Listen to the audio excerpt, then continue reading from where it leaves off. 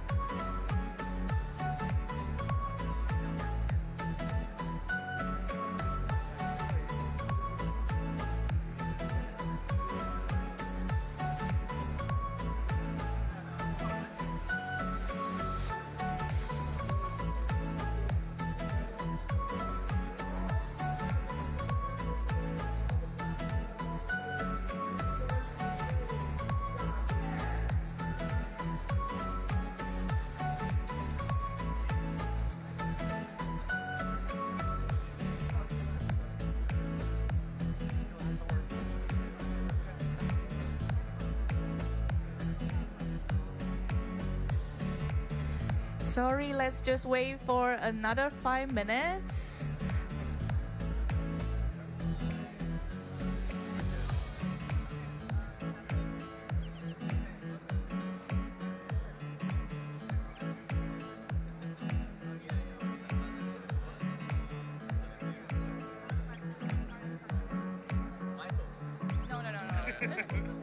但是等一下可能就没办法测。那我就测，先测再测。先测吗？那你要去后面那边。他想测一下简报第一个讲解。Thank you for coming.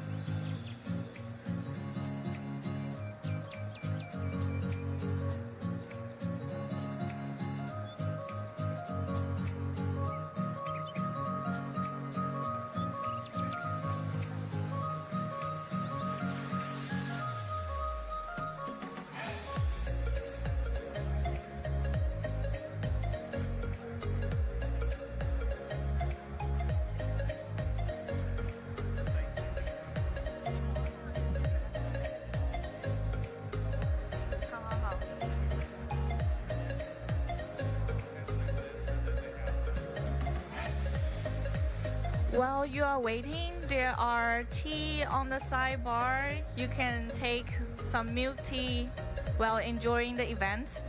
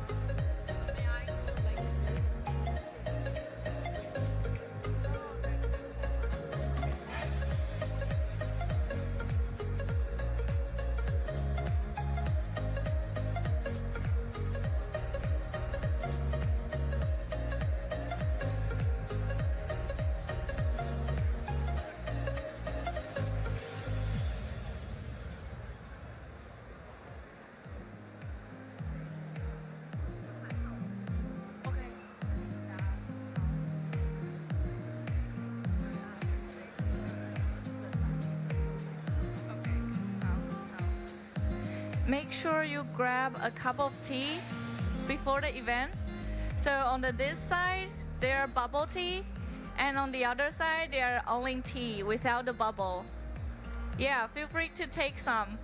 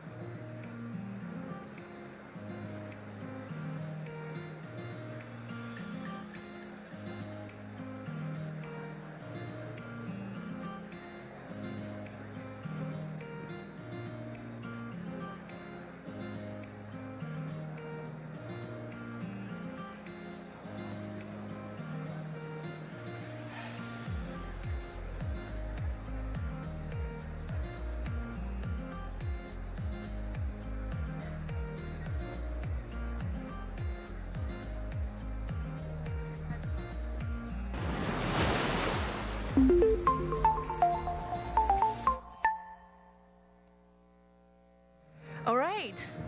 Hello, everyone. Welcome to Meet Global Community Meetup. I'm Wendy Wu, your host for today. So it's Saturday afternoon. I'm so glad you all spent your time here.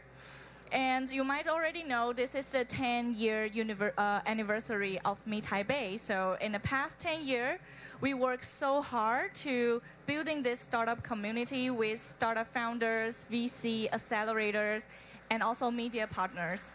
So when I tell one of my very good friends saying that we are going to talk about how to build a sticky global university, he said, ew. I said, trust me, you would want one. So for company, as per recent studies, engaged communities can drive up to a 25% increase in revenues. I can't emphasize enough like how important the community is. There's a saying said, it takes a village to raise a child, and in the digital time, it takes a community to raise a brand. So today we are thrilled to partner with Bu Zhi DAO, a pioneering nonprofit organizer that unites the enthusiasts of Web3 and Taiwan to delve into the secrets of building a community. They also have a lot of cool projects. I bet Jacky from Bu Zhi DAO will talk a bit more about it later. So thank our partner for their full support for this event. They are AIT, AIC, National Development Council, SIT, and Taiwan News. Thank you for all your builds. So today we will have keynotes delivered by Community Builder, and we will have prize QA powered by this community. So make sure you stay till then. And we will have some interaction, the super easy question for you. And once you answer, you got the prize. Then we will have a panel discussion to go deeper into the community building. We will also open the floor to the audience, so if you have any questions, feel free to ask. All right, let's first welcome Jacky, the organizer of Bu Zhi DAO, to talk about what the community is like. Welcome.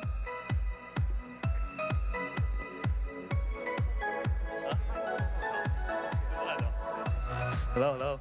Hi, everyone. Thank you, Wendy. Thank you, Ochi. Thank you, the whole Meet Taipei team, for having me. It's my pleasure to here to talk about Bu Zhi DAO and also work with Meet Taipei on how to build sticky communities. So, my name is Jacky. I'm the organizer of Bu Zhi DAO. Also, I handle the speaker side at Taipei Blockchain Week, and also co-founder of Shibuya XYZ, which is a Web3 content platform studio. I'm also an ex-software engineer at Instagram. So today, really quickly, we'll go over 3 top points, key points. First is, what is Bu Zhi DAO? 2, what is Bu Zhi DAO doing? How could you help? How could you join? And tips from building Bu Zhi DAO on how to build a sticky community.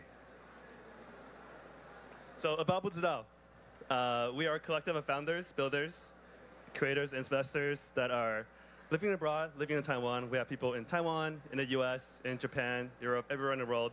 We're passionate about Taiwan. We're passionate about Web3. And we want to build a Taiwan Web3 ecosystem on the global stage. And even though we are Taiwan-focused, we're open and inclusive to all. And our mission is to bring people who love Taiwan and Web3 together and grow the Taiwan Web3 ecosystem on the global stage. We aspire to be a community, a platform where, am I blocking the image? A platform where people can share resources, people can get to know each other, can network, and do inspiring and really cool and fun things together. What are our values? Our values are to be friendly, welcoming, to be collaborative. We work with a lot of different organizations in hosting our events, our conferences, whether it's a government, corporations, local communities in Taiwan. And we believe to be action-driven. Nothing really matters unless you take action. Ideas are cheap. Execution is key. So we believe in being action-driven. And we want to be global thinking. We want to connect resources from Taiwan to all around the world and try to bridge the gap between, bridge all the resources and network between Taiwan and the world. And we believe to be open and transparent. So what do we do at Bu Zhi DAO? One of our biggest projects is Taipei Blockchain Week, which started last year, and we're hosting it again this year. Last year we had over 2,000 attendees, 130 speakers, and this year we're aiming for more than 5,000 attendees, and almost close to 200 speakers. So it's happening next week on December 11th to 17th. So welcome everyone to join. We also do a lot of Bu Zhi DAO community meetups. We love hosting picnics that are very chill, very fun for the community to get together. We also do podcasts. We have 2 podcasts at Bu Zhi DAO. One is in English, one in Chinese. The English one is called the IDK Show. We interview different founders and builders in the Web3 ecosystem with a context emphasis on Taiwan. And we also have a podcast called Team Bu DAO, which talks about DAOs and all the different DAOs in the world and how they build communities and how they pursue their mission. And that one is in Mandarin. We also have a newsletter. So at Bu Zhi DAO, every month we write a newsletter written by Cindy, and we share updates that happen around the Web3 world, things that are happening in Taiwan, and just things that are fun and interesting in the whole Web3 ecosystem. Okay, so enough about Bu Zhi DAO. Now I want to share some lessons on how to build a sticky community. So I think the first question is, what is a community? Is the community a group chat? Is it people with the same background and interests? What do you share in common to form a community? And what is a Web3 community? How is that different than a Web2 community or a traditional community? Right? Do you have the same NFTs? Do you hold the same tokens? Are you a DAO? And what do you have in common, right? So at Bu Zhi DAO, I think, even in communities in general, I think the best way to bring people together is to share the same mission. You believe in the same mission and values. I think that's the best way to bring people together. And I think maybe not everyone will know what a DAO is, so I want to quickly go over what is a DAO on a very high level, so people have some context on what is a DAO, how do we start Bu Zhi DAO, and how does Bu Zhi DAO build our community. So DAO is a decentralized autonomous organization. Difference between a DAO and a traditional corporation is a DAO is more, in the name, decentralized. It doesn't have a top-down structure. It's more grassroots. It's more driven by the community. And it's a lot more transparent. People make decisions together. It's a lot more open. And people can come and go anytime they want. And also, a DAO structure, because it's borderless, it is a lot easier to organize a global community. So people from around the world can get together through the DAO structure. That is a lot easier than compared to traditional corporations. We have a lot of limitations on structure and legal entities. So a DAO is a way to allow a lot of people from all around the world to come together and contribute to the same mission. Like I mentioned earlier, the DAO structure, everyone makes decisions together. So it's a flat structure where everyone has a say. Everyone can make a proposal. And then there's transparency in everything that's been discussed, all the proposal that's been made. And people can collectively come together and make decisions as a DAO. And everyone have the same opportunity. So in a DAO, instead of corporations, everyone has a chance to step up and take action. Anyone can decide to lead a project, to start a project, and as long as it passes the voting, the proposal, or any kind of type of process you have in a DAO, anyone can do anything they want, and then they can try new ideas. So it's a way for people to kind of openly experiment with different ideas. If you compare to a corporation, I think a DAO is more like a garden where different trees can grow on their own. And a corporation is more like a building. You're really efficient. You have to build exactly what you need. But a DAO is more like an open garden where people can kind of just explore, experiment, come and go, and try to grow different ideas on their own. DAOs also give us the opportunity to have the same ownership, right? So a corporation is owned by the shareholders, by whoever buys the shares. But in a DAO, everyone owns the community together. And because of that, everyone has more agency, more motivation, and more inspiration to participate in the DAO and grow the community together because everyone owns it together. So how do you make a community sticky? The last topic. I think number one is having a really funny name and make good memes. I think last year when we started organizing Taipei Blockchain Week, a lot of us weren't from Taiwan or weren't in Taiwan at the moment. And everyone was asking, who's hosting Taipei Blockchain Week? And everyone said, I don't know. And I think that actually was a really effective, unintentional marketing strategy. But having a good name also always helps. But I think most importantly, you have to start with why. Again, having a really strong mission that people who don't have to know who you are can just read your mission, hear your mission, and resonate, right? People who are passionate about Taiwan, passionate about Web3, when they hear about Bu Zhi DAO, they're like, wow, that sounds cool. I want to be a part of that. So starting with why with a strong mission is the most important. And two, I think starting small. You want to focus on building a really strong culture. I think in communities, culture is everything. And when you start too big, as many DAOs try to do, it's a mess, right? It's a chaos. Starting small, focusing on a few people, and really building that culture from the start, I think it's key from building any communities. I think when we started Bu Zhi DAO, it was only 4 or 5 people at a conference, and then we start growing that group from 5, 10, 100, 200. But we started small, and we focused on having the right mission, building the right culture with a small group of people. And I think it's really important to focus on the people, not the tools. I think in Web3 or any tech community, people focus on, oh, what are the best tools we can use to make a community fun and sticky. A lot of people like to use Discord. It's great for community building. But Discord is kind of hard to use, right? It's so chaotic. It's so much noise. So in Bu Zhi DAO, we use Telegram, which is a lot easier. It's not doesn't have as many features, but more people are more responsive. We use Telegram more. So I think the best tools are the ones that people are willing to use, not necessarily the best tools or the best features. So really focusing on the people and what people will use is important. I think the most important feature of community is onboarding. So it's really important to, when someone joins your community, to have a great onboarding experience.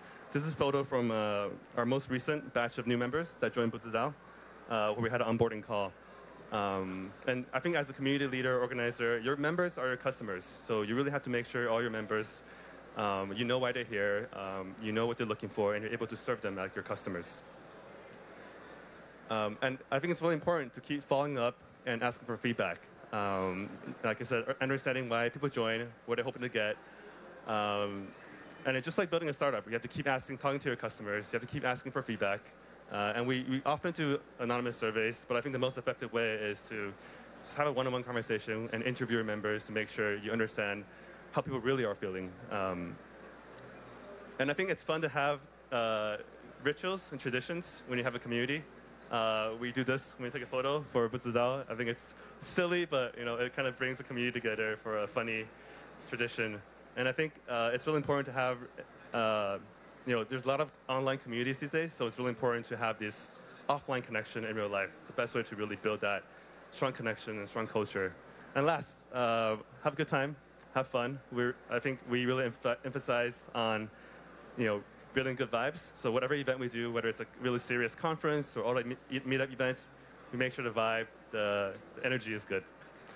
And that's all. If you're willing to join the mission and support building a Taiwan Web3 ecosystem on a global stage, welcome to join Bu Zhi DAO. Thank you so much.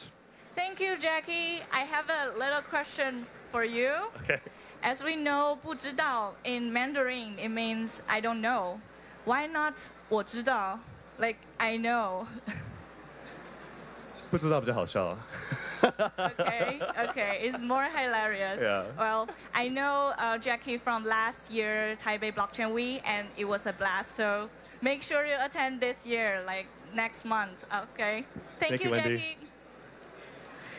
Next, let's welcome also a community builder, Mary Mazuzaki from Shibuya Startup Support. She will talk about how Shibuya Startup Support helps communities in Japan to grow. Okay. Welcome.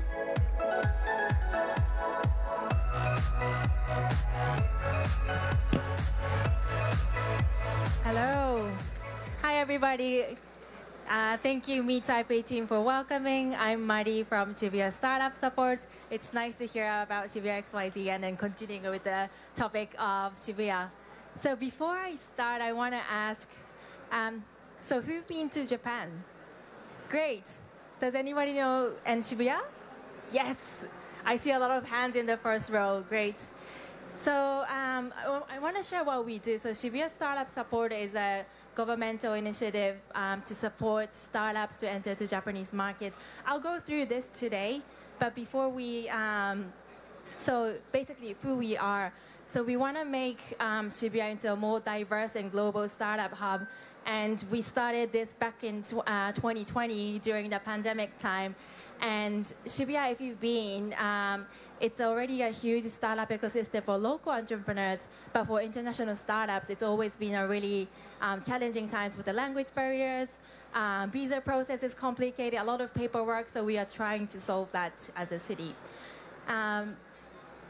For those who haven't been to Shibuya, we often get a question, is Shibuya countryside? Is Shibuya izakaya? No, it's not the restaurant name.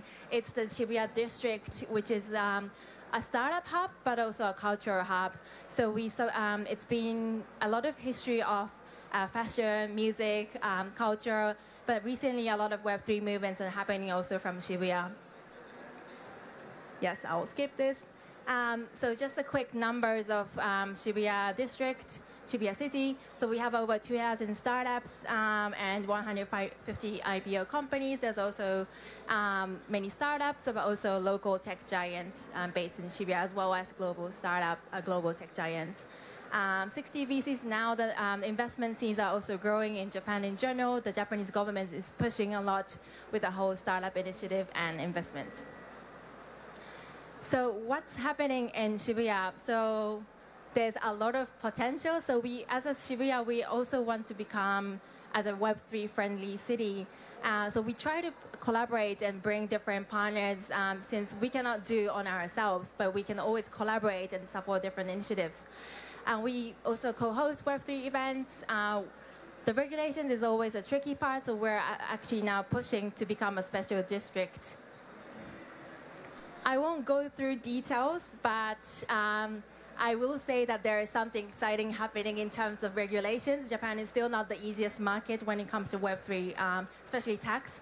But Shibuya will be the first to accept different regulations, hopefully from next year. Web3 events, we collaborated with different events. So in past, together with Decentral, there was an event in Tokyo for those who came to Tokyo during Tokyo Game Show. It's a great time to visit Japan. And then we also have different Plurality Tokyo. So we also had a digital digital director from here joining us the event as well. NFT Art Tokyo events, and then Bright Moments Tokyo. They were also having art event, NFT event in Tokyo this year. Co-working spaces, there's also different hubs. I picked two, but they're also based in Shibuya. So there's more meetups, events happening on day-to-day basis. Yes, so this is again like a quick photos of Bright Moments, Tokyo. So there's something unique about Japan in general. There's obviously the new tech part, but also the traditional part. So together with Bright Moments, we had different venues, not just a typical venue, but also traditional tea house. This is based in Shibuya as well, that are normally not open to the public, but we had a great opportunity to collaborate with them, showcasing beautiful arts. As well as different themes. So we collaborated with different venues within Tokyo to showcase art. So for future events, feel free to follow them. Together with Astar Network, we also have a frequent hackathon network. So again, this is continues to the topic of community aspect as well, but we want to try to bring different communities and people together to create something amazing.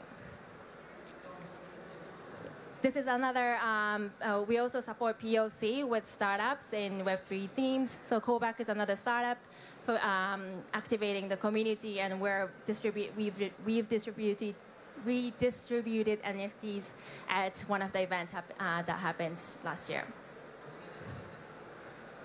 Again, another example. So Tokyo NFT Club, they have been actively engaging with NFT communities, bringing different people together in Shibuya as well. I talked a lot about past events, so what's coming up next year. So Dig Shibuya is happening in January 12 and 14. It's an art tech event and Web3 event where we turn Shibuya, the whole space, into a museums. We also have a creative tech startup event happening on January 12. So I'll share the code later after this slide. Another huge startup event happening in May, which is called Sushi Tech Tokyo, which the aim is to make, well, Japan and Tokyo, or also into the global startup community, into a more sustainable urban city. So we're looking for different solutions that can solve and join us in Tokyo. This is very hot new topic. So EdCon, they've decided to host the first event in Asia, which will take place in Shibuya. It's not official. I think they're going to open a website very soon. The date is finally decided, July 26 and 30. Vitalik will also join. So if you guys are planning to maybe you should, it's a good time to start booking a flight. Yeah. So January 12 and 14, Dig Shibuya, again, we will have 13 different projects with different Web3 artists, but also installation projects happening around the Shibuya. And especially for the startups, into Web3 startups or creative tech startups, so this can include from fashion to art, music, gaming, entertainment. You're all welcome to join us. We'll have a small invite-only event for those startups and investors and corporates. It's happening on January 12. The registration form, it's available only here today. So if you have any, especially investors as well, if you are looking into Web3 startups or creative tech in general, we would love to follow up with all of you after this event. And yes, today I'm here, but also back in the space, Sayaka from our team. Maybe if you want to wave your hand, she's with us. So if you have any more questions about us or partnership opportunities, please come and talk to us. And again, thank you, Meet Taipei, for having us. Thank you, Mary, for the sharing. Shibuya Startup Support team came all the way to Taiwan for Meet Taipei. So I hope we can also meet at Shibuya. Okay. Next, when you think of the NFT projects, probably the first thing pops up is Bored Ape Yacht Club. No offense, YogaPetz. Yeah. Next, let's welcome Luke. He's a member of Bored Ape's core team and also hosts the position of BD lead at ParaX. Let's welcome Luke.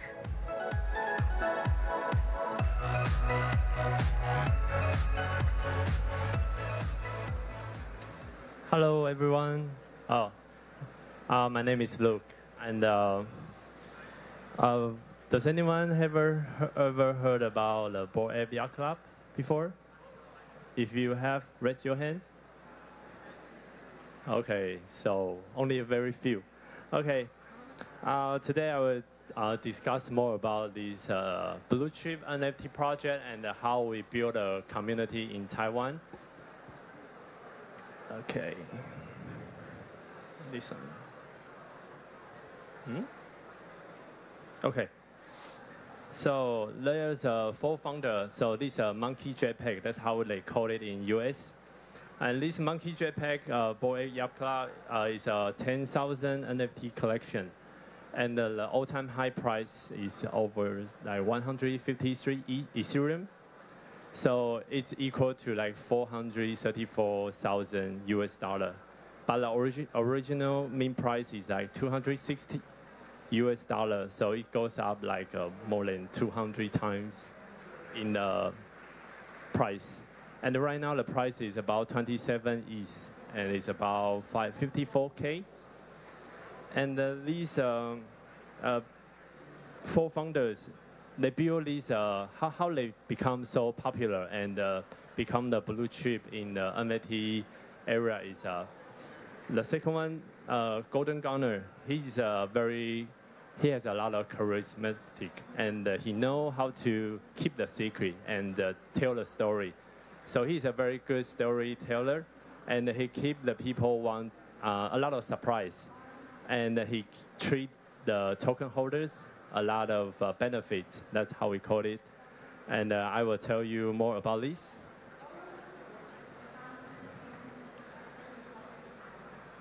So the collection was originally like the basic one, the Bored app, and then the second one they airdrop we call it BAYC. So the BAYC holder will airdrop the second Mutant Ape Yacht Club, and the main price was like 3 ETH that time, and the all-time highs go up to like 40 ETH. So the holder they get a lot of benefit during the whole time it was issuing like May 2021, and in the past 2 years, if you mint this NFT and you hold it until now, you make more than, and you sell it at the right time, you make a lot of money, and that's how they do it. And they also airdrop the Bored app Canal Club. It's a doggo. They say a monkey will be lonely if they don't have a dog to be a company, so they airdrop you a dog. And for the Mutant, there's two collections, like M1 series and M2 series. And sometimes the people they like to collect the full set, so you got different type of the NFT and the same trait and the same like rarity. So a lot of collectors they like to collect them. And right now, YogaPetz is a company they founded this Bored Yacht Club, and right now the valuation for this NFT project is about 4 billion in price, and they've been making a lot of money, and they want to do the metaverse, the GameFi, and right now the CEO is from like the Bazaar, so Daniel Green is CEO right now, so you can see this is the other deed. Right now they are doing on this GameFi project. Also, these are the celebrities you know all over the world, like Eminem, Snoop Dogg, Madonna, Justin Bieber, and in Taiwan you see like 周杰伦 and 马吉大哥, 林俊杰, and so on. In Taiwan, the Bored Yacht Club has been so popular in Taiwan is because Maji Big Brother, he's give out a lot of NFT, I mean BAYC to like a famous celebrity in Taiwan like 周杰伦, Lin Junjie. He just give them for gift. And during that time, the floor price was like 100 ETH. So it's like worth like couple hundred US dollar, a couple thousand, I mean more than 200,000 US dollar during that time. And then the floor price just go up because all the celebrity effect. People just want to FOMO and buy more. And I think Bu Zhi DAO Jacky was a holder as well. I think. Yeah, I didn't see him right now. So I think here many people also hold a BAYC here. And to be, there's also many benefits like to be a holder for the BAYC. They host like Fest in New York last year, and they host it like every year.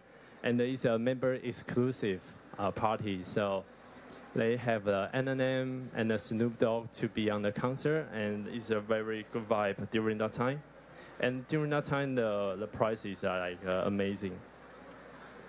And the holder was like all over the world, so you get to meet and social networking with a lot of people from like UK to like US, Japan, and Taiwan, Hong Kong, and Thailand. I think all over the world you can meet, and it's a very good, very fun because you share the same interests and you invest in the same NFT project.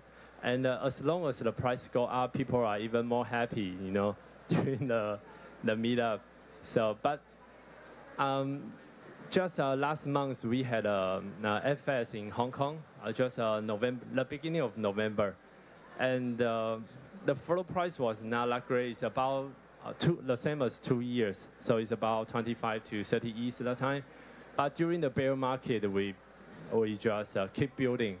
So people don't really care about the floor price that much that time. We just enjoy collecting the NFT and networking with the people. And this is IP ecosystem map you can see. Like the fashion brand like Gucci, Tiffany, Adidas, and TechHeuer, and more. These are the brand like the holder of this NFT project, BAYC project. They build on their IP and then make it into a product like in very different categories like food, beverage, sports, and community. And for there's over 50 local communities that is run by like volunteer, like we do at 111. We just want to gather a lot of people in Taiwan and get together and discuss and share a lot of interests together. And there's more like music, or like podcasts and physical goods and the studio and more. And also the metaverse. You can see Sandbox is also here. So the people, they want to make this IP as much as valuable as they can because it's already very famous in the Web3 area. But I think in Web2, I think most of people here are from Web2. They don't quite understand what's a Web3 IP. And this is the top one. And you can see it's like Naruto in Web2 or like 鬼灭之刃 or 七龙珠, something like that. So, but in Web3, it's just this monkey jetpack and worth like a couple $100,000. Yeah. But people were just fun and bored, and so we collect these. And recently, the Yoga Lab, they have a licensing. It's a license issued by the Yoga Lab officially. So we can, if you are a holder, you connect to the website, and you verify your asset, then you can apply for this trademark. It's called Made by Apes. So this is ensure that this product is owned or like created by the NFT holder, BAYC holder, or MAYC holder. So there's many fun products like Ladies of BAYC is a group from the US. This community, they gather a lot of women holder in the US, and they make like a shirt and a necklace, something like that. And also people, they like to make wine. If you are in the wine business or you love wine, then they make wine too. So you can use this IP on the various product if you like. There's no like limitation for this. And in Taiwan, like we call it our communities BAYC Taiwan, and we name it Ape 111 to be like more like a Taiwan style. And the founder is like CCIE, Jin, and Nick. They gather together like to share the interest of NFT. They don't. I think that there's a different way for people. Like if you are into NFT area, they don't like invest in crypto. They just like NFT. So they get together and form this Ape 111 community, and they want to get to know more about the holders in Taiwan. So that's how we started from the Line group. And then after a couple months later, we have like a Twitter, IG, and Facebook, etc. And this is a co-team member. Right now we have about 12 co-team members, including the founders. And we are all like volunteer work. We do this for like no pay. We just want to share the how BAYC community with other people, and we make in real life events with our holders, and we try to make a fundraising because we don't make any money, and we need to get money from like investors. I mean, other like project. So for example, like CEX, like BN or LKX, sometimes they sponsor us to host an event. And this is the first meetup in like 2021 September, and there's not many people at that time, and everyone was so shy because it's like you are meeting the people from Web3. You just see, because in Web3 we like to use our PFP as a monkey. I mean apes. That's how we call it, apes. And you don't know how they look like in real life. So when we meet other people in the first time, you have to show them, oh, this is my ape. Or then they can coordinate, oh, that's you. Oh, okay, the pink ape. Oh, I know you like that.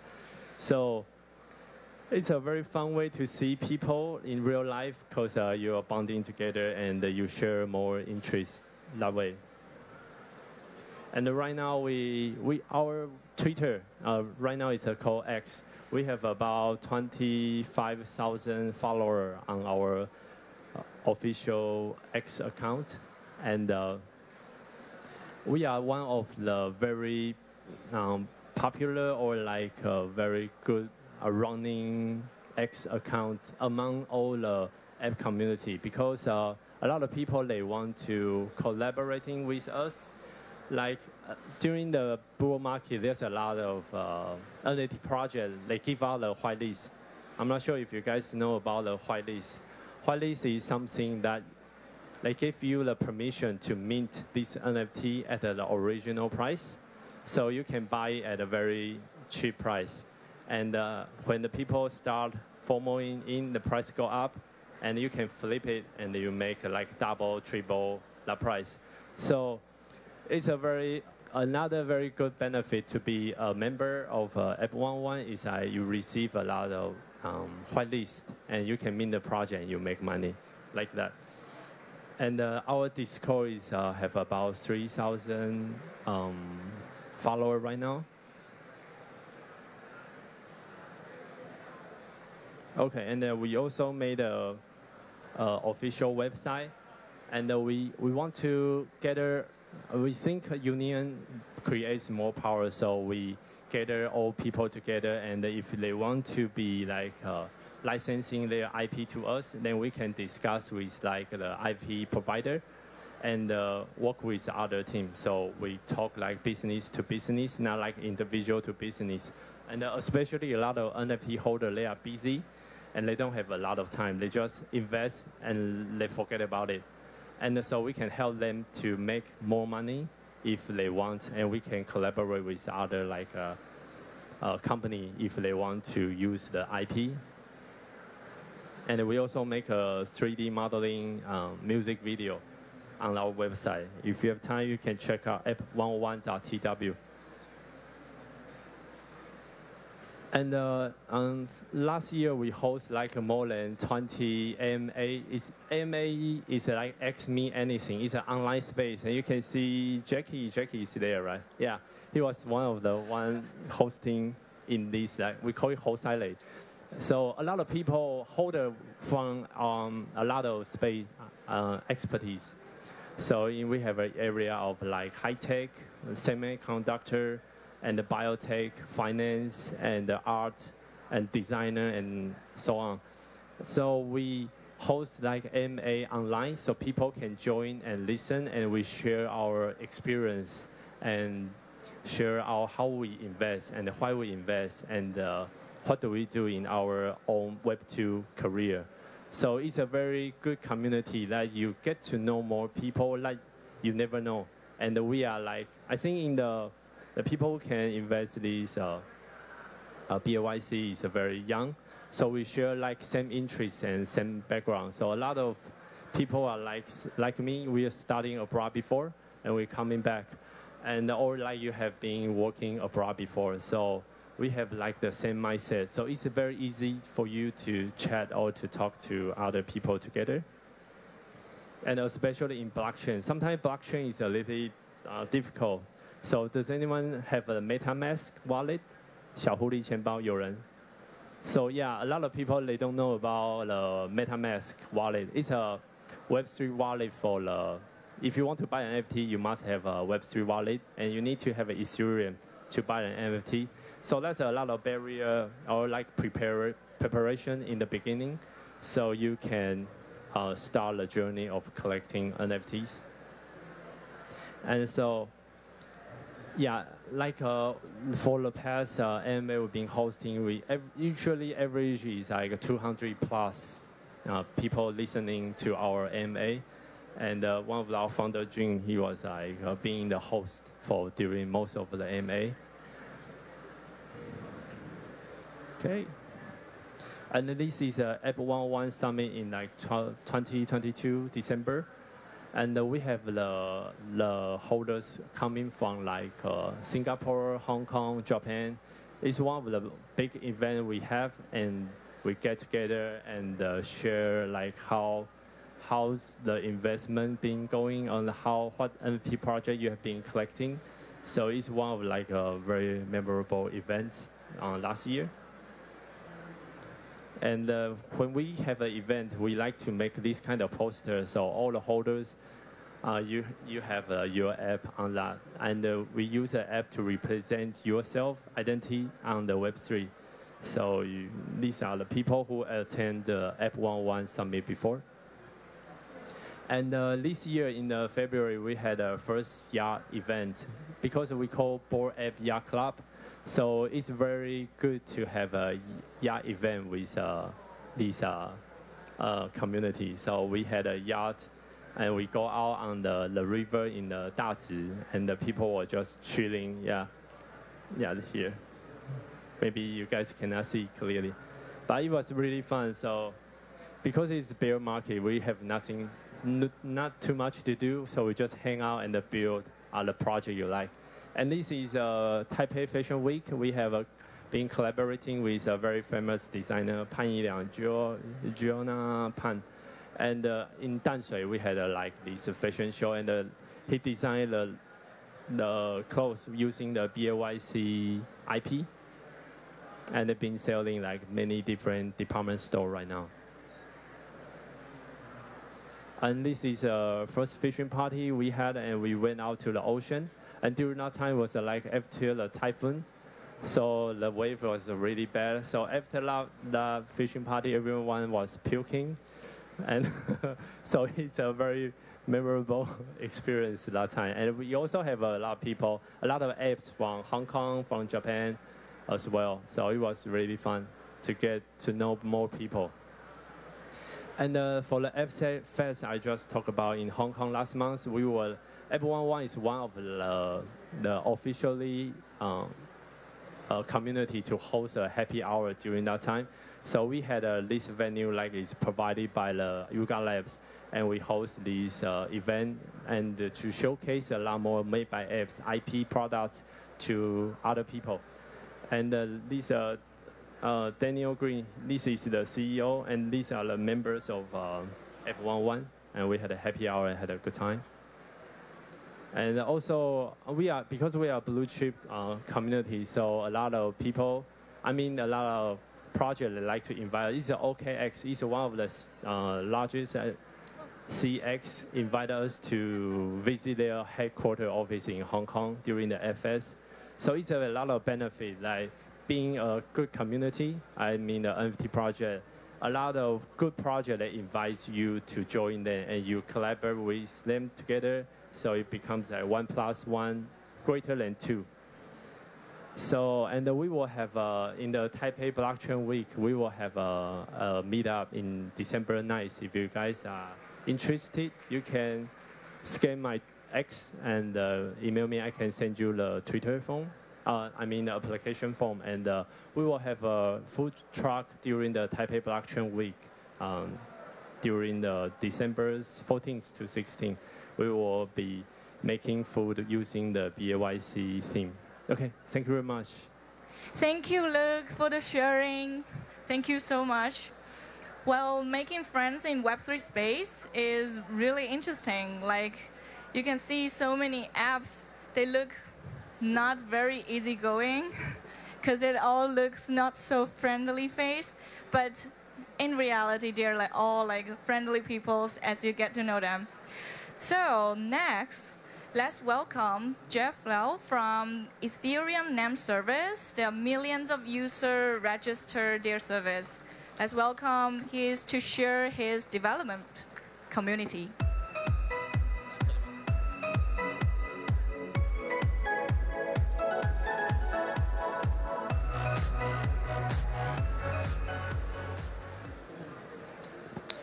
Good afternoon, everyone. I'm going to be talking today about building a sustainable community in the context of ENS. So I'll just introduce myself quickly. My name is Jeff. I've been a developer for over 10 years. I've been in crypto since 2016, about 6 months after the official Ethereum release. I've been working full-time on ENS since 2017, and I was a founding member of ENS Labs in 2018. And I've worked across the entire stack from front end to the smart contracts, and I'm currently working more on protocol research here at ENS. So a show of hands, who has heard of ENS? Okay, that's more than I thought. Okay, that's great. So I'll just give a little bit of introduction to what ENS is. So ENS is a blockchain-based naming system. It's similar to DNS. So DNS is a system that helps you create human-readable names for things like IP addresses. So something like if you're going to google.com, you don't have to remember the IP address of 123.456.789. You can simply remember the human-readable name google.com. Similarly, ENS solves this in the blockchain context. So if anyone's here has used Ethereum or any other blockchain platforms, they all use hexadecimal addresses like this on the left. You can see 0x866b ... It's a long 42-character hexadecimal address, and instead of having to remember that, you can simply remember, for instance, my ENS name, which is jefflau.eth, and you can go to that will point to that address, so you don't have to remember it. Because we're a blockchain-based naming system, it means we also inherit the properties of the blockchain. So, who here's heard of Ethereum? Yeah, okay, well, I'll talk a little bit about blockchains then. So blockchains are decentralized, permissionless, and censorship resistant. So for decentralization, ENS inherits a lot of the properties of the Ethereum blockchain. What this means is that we are a program that is on the blockchain, and if one of the 1 million Ethereum validators are still running, it means that ENS will continue to exist. Now, if we contrast this with something like the DNS space, the DNS space has 13 root servers across the world, and if these 13 root servers simultaneously went down, you'd have a catastrophic event for the internet where you wouldn't be able to access google.com, you wouldn't be able to access Facebook, you wouldn't be able to go to your favorite social media sites. So ENS is decentralized because if only one of these 1 million Ethereum validators, which is way more obviously than the 13 root servers, then ENS will continue to survive. Secondly, blockchains are permissionless. Now, what does permissionless mean? It means that anyone, anywhere, can access the blockchain without any KYC. People don't have to know who you are. You don't have to give away your identity. And so, in the same vein, ENS is also permissionless. We allow anyone to register a name. You don't have to give away who you are, your government ID. You don't have to tell anyone who you are, and we make no opinions on who can or cannot own a name. And so we inherit these properties as well. And we are also censorship resistant. So what does censorship resistant mean? It means that no one can censor us. So the Ethereum blockchain is, because we are contracts that are written on the blockchain, our program is codified that certain things cannot be changed. And so one of those important things is the ownership of your domain. Your domain cannot be taken away by us. Even if we wanted to, and we don't like you as a person, or we don't like your company, we have no ability to take away the ownership of your name.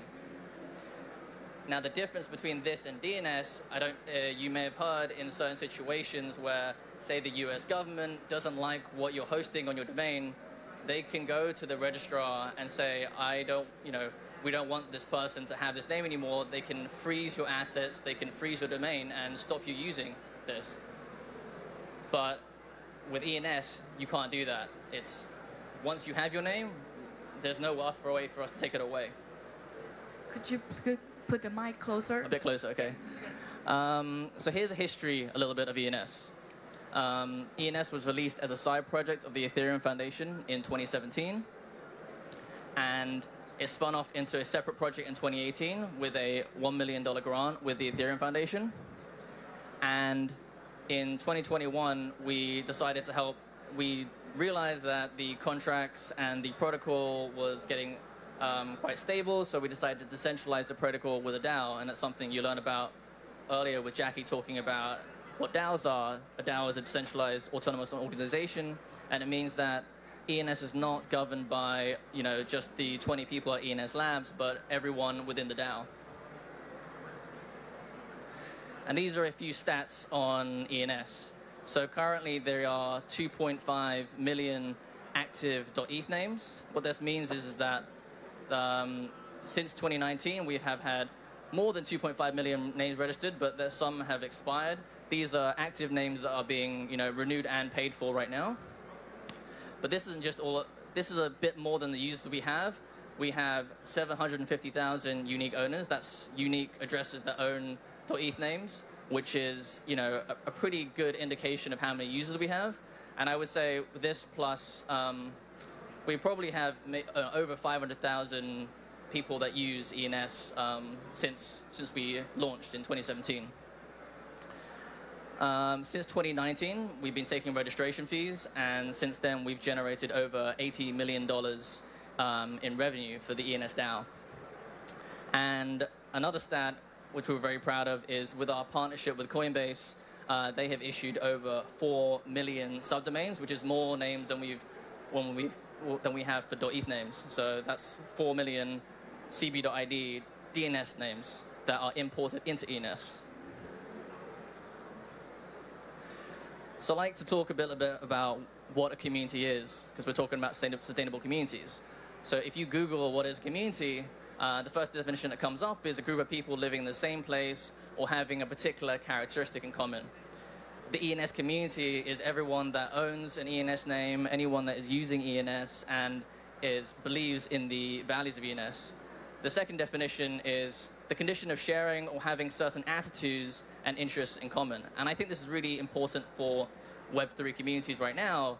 The ENS community has a lot of overlap with the general Web3 and the Ethereum community, and we really, really care about decentralization, we really care about censorship resistance, and we really care about truly permissionless protocols that anyone anywhere can use without having to KYC and without their names or anything being taken away from them. So what makes up our community? So when you're thinking about your community, you really got to think about what kind of product you are. So for us, we are a protocol, and it means that we have users and developers. The users are the people that are using and buying ENS names and using it for themselves, and then we have developers that are building on top of our platform. Now, because we're a protocol, we are really focusing on developers initially. This is because, so why focus on developers? Well, ENS is like a network. If you think of it like DNS, DNS is not going to be useful when no one else is using it. It's only useful when it's in wallets and exchanges all across the stack. And secondly, developers help to make ENS a norm. It means that any application you go to, whether it's Uniswap or any other DeFi application, or on Bored Apes or any of the other things you're using, ENS is there and integrated, so you see ENS names there.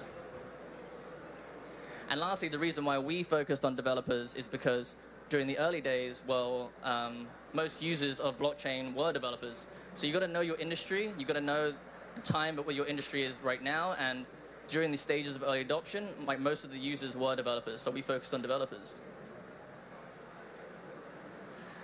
So how did we build our community? So I think I'm going to split this up into 3 sections. The first 2 are related to developers. It was really our key integrations with some of our big partners, like I mentioned earlier, like Coinbase. The second was targeting developers first, which I mentioned is very important for a protocol. And of course, even though we're a protocol, we obviously care about our users as well. So the last thing I'll talk about is really empowering our users. So with key integrations, why key integrations first? Well, I would say it's because it leverages the reputation of both protocols and products. If you think of like an integration like Coinbase, both of us, because we're a very Web3 focused protocol, and Coinbase is about bringing people from Web2. Coinbase is an exchange, if anyone doesn't know, where you can buy crypto on there. Coinbase is a product that allows Web 2 people or normies to buy crypto for the first time. And so it allows us to leverage the reputation of us as a Web 3 native protocol and Coinbase as this bridging product into Web 3. It allows us to share our communities. So it allows us to share our user bases. It also allows us to build trust with new users. So as our protocol grows and all of these key integrations grow, it means that people will see ENS all across these different integrations, and they may not have heard ENS at the time, but they would have seen .eth here, .eth here, .eth here, and eventually they'll find ENS, and they'll already built that trust with us because they've seen us within integrations like Coinbase or MetaMask, some of these big wallets. So I'll talk about our first big integration, which is Coinbase, I mentioned earlier. We've had a long partnership with Coinbase, and the first thing that happened was an integration with their mobile wallets. Later on, they released a desktop wallet, which we're also integrated into. We also were building technology with Coinbase, and that allowed us to help them to issue off-chain subnames for free to all of their Coinbase users. So right now, there's over 4 million subnames that are being minted by Coinbase users. And also, this is a screenshot of the integration with Coinbase.com's exchange. So Coinbase.com, like I said, if you can buy crypto with a credit card, and you'll be a user that maybe have never seen Web3 before, but when you're sending your crypto to, say, your friends or family, you can actually send it to an ENS name. And so with these kind of integrations, you're really exposed to ENS throughout the entire process. Our second large integration is MetaMask. Now, if most of you are in Web2, you might not have heard of it. MetaMask is probably the most widely used Web3 wallet across the entire Web3 space. And we've been going for 6 years now, so MetaMask at the time was actually a very small wallet, but because of our relationship with the Ethereum Foundation and the early adopters of Ethereum, we knew MetaMask back then, and we got integrated into the wallet fairly quickly. And so, as you can see, like we're talking about Coinbase, which is a big exchange, you're starting from Web 2 users, and then once you're into Web 3, you have this integration with a wallet, so that's the next stage of the process. And so the next stage is, after that, is our next integration, which is Etherscan. So if you don't know much about blockchain, when you interact with the blockchain, you create a transaction. And when you make a transaction, it's visible on the blockchain. So once you go from the exchange to the wallet, and then eventually you make a transaction, you'll need to see your transaction somewhere. And so Etherscan is a Ethereum blockchain explorer, which allows you to see, blockchain transactions on this website. And we integrate with them, so we have our name integration and record integration. So if you can see here, instead of seeing a hexadecimal address, you see jefflau.eth instead. And so, as you can see, with these key integrations, we've gone all the way down the stack from Web 2 user to their first wallet to being a power user that's using Etherscan as well. We're all the way across the stack with ENS. So here's a few stats. These stats were taken from 2023s. Right now, there are 50 million verified Coinbase users. There are 30 million monthly active MetaMask users and 10 million monthly visits to Etherscan. Obviously, these stats are from today and doesn't represent through time. Obviously, these key integrations were much smaller back then, but we've grown together, and this has created, infinite value for ENS. But also, we've given back infinite value by creating a better Coinbase experience, a better MetaMask experience, and Etherscan experience, showing human-readable names to all the users. The second thing I'll talk about is developers. So, like I said, we're really developers first, and the reason for that is because we're a protocol, and a protocol requires developers to build applications on our protocol. So, we weren't in the business of sponsoring too many events, but we really did sponsor hackathons and targeted hackathons, because hackathons is where developers go, and we really concentrated on being part of the entire developer tool stack. Now, what this means is there are lots of programming libraries, JavaScript libraries like Ethers.js, Web3.js. These are the libraries that developers use every single day to build Web3 applications. And so because we start to be integrated into these tools, it meant that when you go to a hackathon or you're building a Web3 startup, or even a Web2 startup that's kind of getting into Web3, you'll be exposed to ENS straight away, right from the developer tool stack. And later on, you don't realize ENS is not actually actually the Ethereum infrastructure, but because through the tool stack integrated, it means that you'll see ENS everywhere. And lastly, gaining a single developer could bring all their users to using your product or protocol. So because we were targeting developers, it just means that when you see ENS within their application, you're also exposed to this. So this is a short video of all the integrations we have on ENS on our website. These are all over 500 integrations all over the Web3 ecosystem. And this really shows the exposure you get when you target developers. The last thing I'll talk about is our users. Even though we're working on a protocol, you have to think about your users. But first, I'll talk about why not users first. The end goal is users, but users first need a useful product. And ENS is a network. It's only useful when it's used everywhere. It's a network effect. So like I said, we were integrated throughout the entire stack, throughout the entire stack, all the way from buying your first crypto to using your first wallet to eventually being a power user within Web3. This is where we can really target our users, because now ENS is everywhere and it's actually useful to them. If we didn't target developers first, then it's like kind of having your phone number, but no one else is using phones. But we did follow the narrative, and we did target users when when it made sense. So this is the Twitter profiles from Puma, and obviously a lot of people have heard of Andreessen Horowitz, and obviously Vitalik. People put their ENS name on their Twitter. And this started happening in 2020, and one of our community members built the .eth leaderboard, which was basically a very small application which indexed all the different people that had put .eth and the amount of followers they had on this leaderboard. And people were going crazy at the time. All the celebrities are putting .eth on their Twitter profiles, and people were competing to be on top of the leaderboard. A lot of people that didn't even know what ENS was started to buy their ENS name, and we really took this narrative and pushed it forward and rolled with it, because even though we were targeting developers, this was a really important narrative. People were starting to identify with .eth as their identity. It became more than just a domain name to put your records. It became, I am Jeff Lau.eth, I am David Chu.eth. You become who you are. And lastly, we really empowered our community. So up until 2021, ENS Labs held the proverbial keys to the castle. We could update the protocol, we could do whatever we want with it. But since 2021, we released the DAO. We've been progressively, decentralizing the protocol, which means that our users now have the ability to influence the upgrading of this product.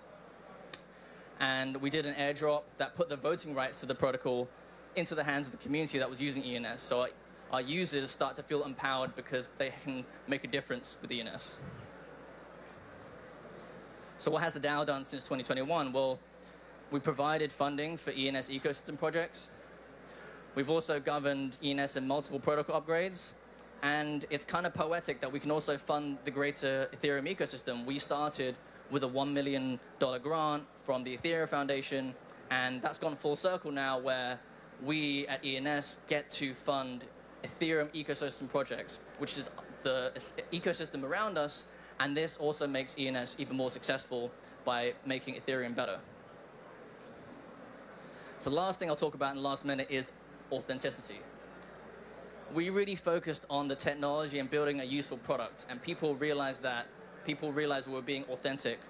We never really did any, crazy marketing. It was all organic marketing, and we really aligned with our community on our values. They knew we wanted to be decentralized, but they knew we wanted to be censorship resistant. They knew we wanted to be a permissionless protocol and aiming to be a public good. And everything that we've done so far has allowed us to execute on that. So we really wanted to be authentic all the way through since 2017 up until now. Thank you. Thank you, Jeff, for the wonderful sharing.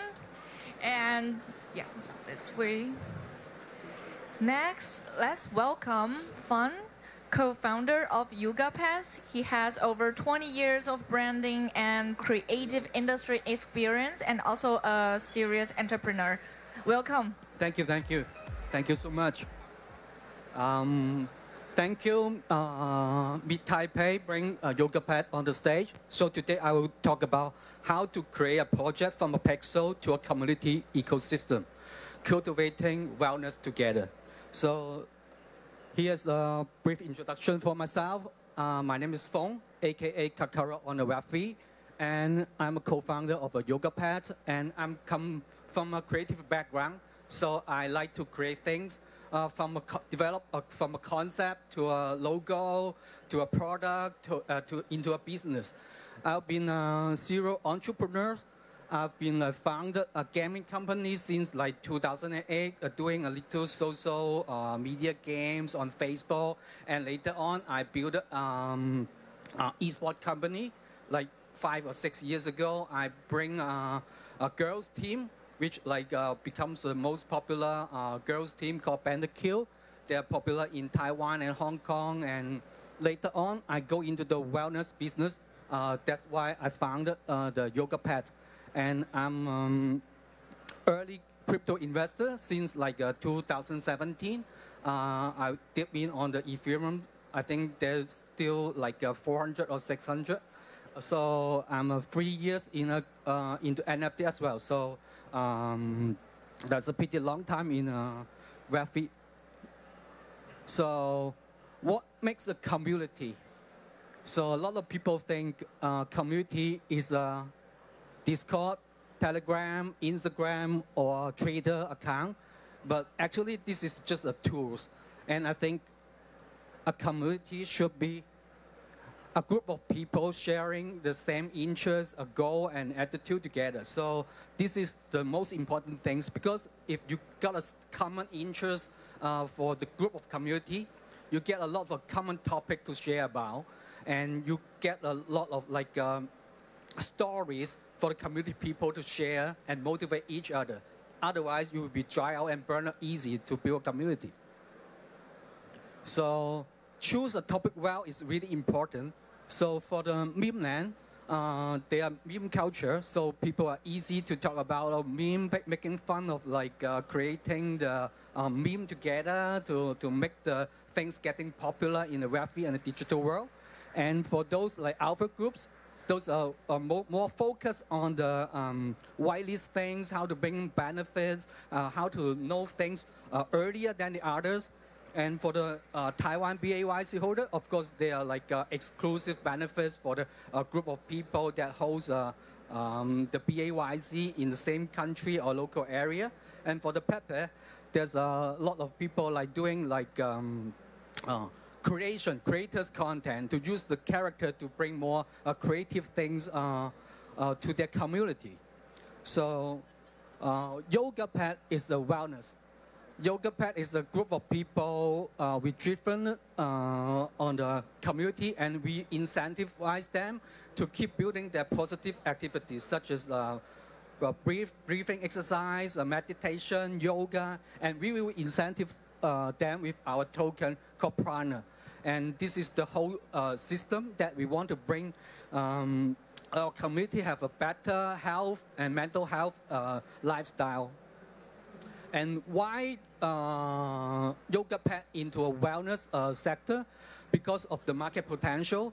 As we know, there's a lot of people have a mental problems or issues after the pandemic. People locked down for a while, separate for their family and lost their loved ones. I think in this world, everyone needs some kind of healing, and this is a really big potential market. As we can see in the Web2, Calm and Headspace are the biggest market player, and they are dominating a 4.9 trillion wellness market value in 2023. And you guys can Google and check out the wellness market coming. They will be going to 9.3 or 9.6 trillion dollar market value in 2025 or something. So this is a really potential market. And secondly, this is my personal experience. Like 5 years ago, I was like diagnosed with stage 3 cancer. There's a little things behind my nose, and this is the darkest moment in my life. I was so panicked and don't know what to do. I go through a lot of like anxiety and depression. But luckily, I found a group of a community I found on Facebook. There's a lot of like Hong Kong people, from Taiwan people, and they are sharing their experience to me. Oh, so they were telling me, oh, you'll be fine, you'll be go through this stage, you lose your hair, but don't worry, it will go back. You can see it. This is totally fine now. And I'm like a really lucky person that I recovered totally without any side effect. And after that, I still be in that community to help other people. So after I recover, I promised myself I need to take this experience back into my next venture. So that's why I created YogaPetz. So I want to take this kind of like a community support and motivative and inspiring lifestyle. And sometimes it's just a single word of a care from nobody around the world you never know, never met before.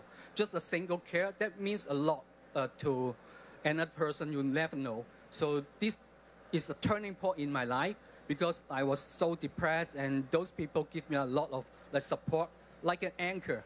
When a big storm, there's an anchor to comfort me. So this is the thing. After I recover, I build up my wellness lifestyle. I do a lot of like a meditation, sound healing, breathing exercise. So this is my lifestyle changing. And I want to take this opportunity to bring it back into my next venture, which is YogaPetz. So we founded YogaPetz in January 2022 during the pandemic time. And from now, we already have like over 200,000 people on our Discord, and with like 500,000 people through our official Discord on YogaPetz and our founders Twitter. So basically we have like 500,000 people, followers, networking in our Discord. And we are lucky to sold out our whole collection, 10K collection, YogaPetz, in 44 minutes in August, end of August, which is the most bearish time in the Web3 space. Everybody's saying that you're not going to mint down, you'll be die, but luckily we have a lot of support from our community. So, and now our floor price is sitting on like 0.6, so there's like 3 times like above on our floor price. And we've been like covered by a lot of like major media in Hong Kong and Asia, Bloomberg and newspaper. And also we partner a lot of like big names around the world, like Lotte Group, Bandai from Korea and Japan. And we already like secured 20 resorts around the world in 8 countries, which will be like accept our partner token in the future. So what makes the community growth? First of all, we think empower our community is really important. Actually, there's the 90% of the team member in like our YogaPetz team is from our community. Some people we never met before, like the BB Chess, our lead guru advisor. He's from Miami. He's from US. I never met him before. We met him on our Discord server. He's the professor of from Yale University. He's a neuroscientist. Like he do a lot of like research on the medical scientific way to help people reduce their anxiety. And he also very good like yoga coach and teacher. And also we have Mommy Tokyo. She's an Indian, and she helped us a lot to set up a lot of online event around the world to help our community engaging, like doing a lot of like yoga pose challenges, or like share your breakfast with your family and things. And also we have a teacher. Teacher is a Taiwanese, but he lives in Thailand, in Bangkok. He's actually he's English teacher, but he's like super good and passionate about those board games, and that's why he can help us to explain a lot of like complicated mechanism on our ecosystem in a really short and deliverable way in a 1-minute video to explain everything to our community. So these people, some of them, we met them in Hong Kong, but most of them, we haven't met them before. We just found our talented people in our community through the communication. Like we kind of like fans and family to share the same vision. So finding a talent in your community is really important because they have been like working along with you, like seeing you, like talking to them every day. It's kind of like a family. So let them involve, grow together is important. Sometimes like we always like discuss the strategy in our Discord also. Sometimes the mean price and things that come up, they will give us a lot of advice or ideas or what you should do or what should not. Sometimes we make mistakes, but that's not important. In Web3, we need to embrace the changes. The things like change so fast and people really need some ideas. And also sometimes you don't afraid to leak the news to your community because they are part of your working team as well. So no worry about them and give them power to grow together. So secondly, as I say, embrace changes. In Web3, like things change every day. Sometimes you think the roadmap is going to this way, but the other day, the situation is totally different, and we need to keep changing. So you can see, actually, originally, YogaPetz is the pixel Shiba doll, but now the trend is changing. Because we are like in a very early stage, we follow CyberCons, like the OG project is doing a lot of like the pixel things. There's a pixel version of our resort. But now we changed to an animated version, which is more complicated, and now it's the trend. So we need to follow the trend. No worry about those things we did before. We just like move on and change things to the situation suiting better right now. So as the Bruce Lee always say, use no way as a way, having no limitation as the limitation. This is the way to building a Web3 community. You always keep your community surprised, and being on top of the trend is really important. So, which beyond your own community is another thing. What does it mean?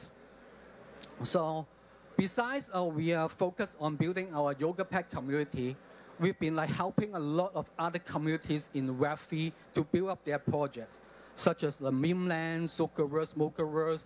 Some people like have our similar ideas about the wellness project. Some people doing wellness tourism. Some people is like travel swap. They are like using crypto to book a ticket or hotels around the world.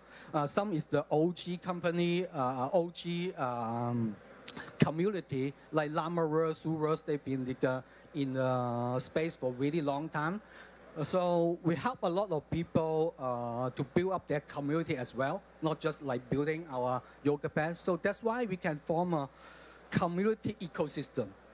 Those people with their NFT actually can boost the partner in our ecosystem later. So let's say if you own a YogaPetz and then you own another one called Meme Land, maybe normally your daily staking maybe like one partner per day, but if you own another community's NFT, you can earn more, like 1.2 or 1.5. So this is why we empower our technology to embrace other communities to share the benefit of the system that we've been building, which is the partner token system.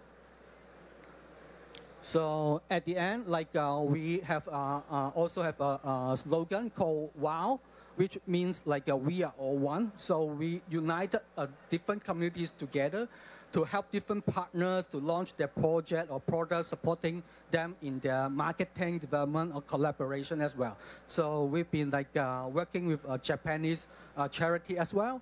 So we licensing our pixel version of a YogaPetz for those community to help those children concentrate to put the handcraft, like to build our yoga pad to give them training as well.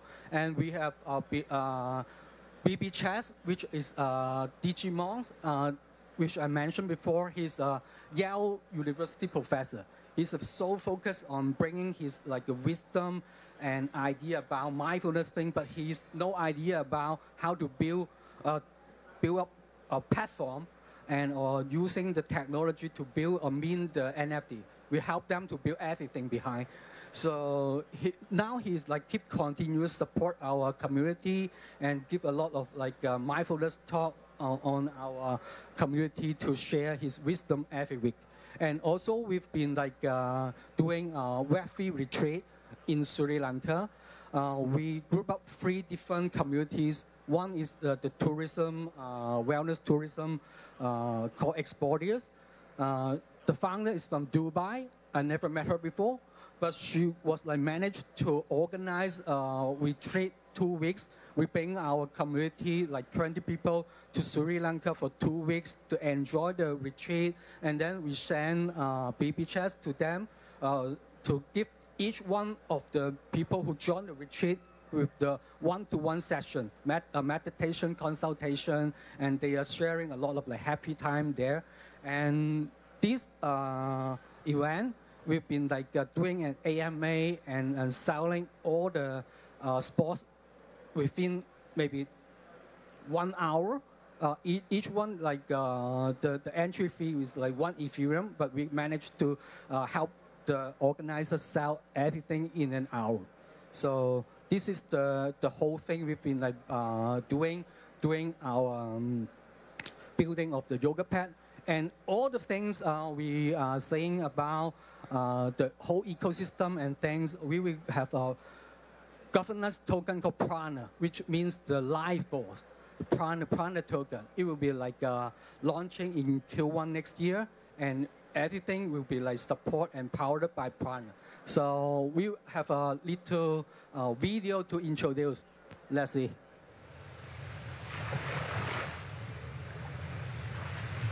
Imagine a world where wellness is not just a destination, but a way of life. A world where technology and nature work together to help you achieve inner peace and balance. That's the world of YogaPetz and Prana. YogaPetz is not just an NFT project, it's an ecosystem designed to help you live a better life. Our cutting-edge technology and sustainable practices are integrated with natural beauty and tranquility, providing a unique experience for those seeking wellness in every aspect of their lives. And at the heart of YogaPetz is Prana Token, the wellness cryptocurrency of the future. With Prana, you can access exclusive wellness experiences, connect with like-minded individuals, and support sustainable practices. Together, YogaPetz and Prana are leading the charge in the Web3 wellness market, a market that values wellness as a fundamental human right. So join us on this journey towards a better world, and breathe easy knowing that your wellness is in good hands with YogaPetz and Prana. Breathe different. Thank you very much. Thank you, Fun. Thank you for the amazing sharing. You makes me want to join. It's very chill and relaxed to watch the videos. And next, I'm very thrilled to hand the floor to Ethan, contributor of Bu Zhi DAO, to moderate the QA prizes. So get ready, the prizes are coming. Ethan, take the floor. Yeah. Hi. It's a giveaway time, so people come back. I think every Web3 people love giveaway. If you don't love it, don't say you are Web3 people. You don't say you are DJ. DJ means who really into Web3 will call you a Web3 DJ. So now I'm gonna ask some question and I will prepare some giveaway for everybody. We prepare 4 VIP TPW Taipei Blockchain Week ticket. It's worth around 500 per ticket, so it's very expensive. And we prepared a physical crypto wallet called Cool Wallet for everybody. So come for giveaway. Yeah, let me introduce myself. I'm Ethan from Bu Zhi DAO. I'm the contributor of Bu Zhi DAO and the Taipei Blockchain Week. I really like to say I'm the contributor because it means I can dedicate myself to build a big thing with many consensus people. Yeah, it's really incredible. So I'm gonna ask some question about the community. So after I ask a question, I will count to 3, and please raise your hand. I will pick you to answer the question. Okay?